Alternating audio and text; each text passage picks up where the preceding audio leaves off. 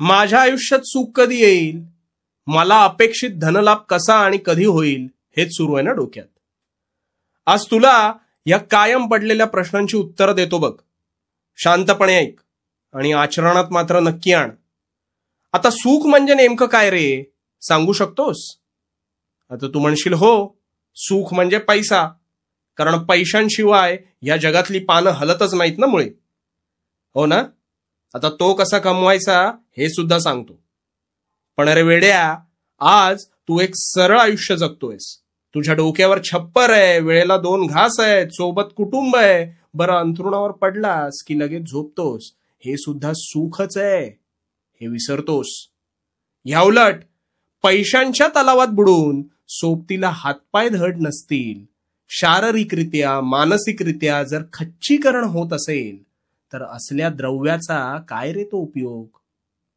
समोर दिसणारा व्यक्ती काही न करता खूप पैसे कमवतो आणि तो सुखी सुद्धा आहे, पण मी मात्र कायम दुःखी आहे, असंच काहीसं विचित्र सुरू असतं ना तुझ्या मस्तकात.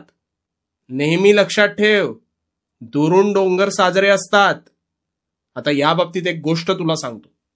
एकदा एका श्रीमंत आणि अपंग मुलाला त्याची आई आधुनिक चाकाच्या खुर्चीवरून बागेत फिरायला घेऊन गेली. आता तिथे एक गरीब मुलगा उड्या मारत होता, झोके घेत होता, आनंदी होता.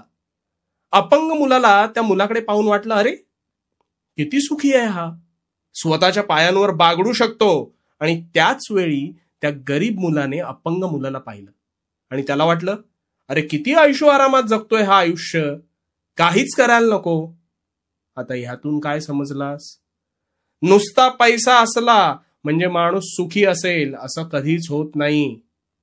समाधानी तर खरा गरीब मुलगा होता, जो शारीरिकरित्या मानसिकरित्या सक्षम असल्याने त्याला स्वतःच्या पायांवर उभं राहता येत होतं. त्यामुळे आजपासून स्वतःची तुलना इतरांसोबत करणं पूर्णपणे बंद करायचं. तुला आवडणाऱ्या गोष्टीत न घाबरता प्रामाणिकपणे आतोनात मेहनत करून स्वतःला झोकून तर बघ, तुझ्या झोळीत सुद्धा समाधानाने कष्टाने पैशांचा पाऊस नक्की पडेल. आणि स्वतःला झोकून देताना भिवू नकोस.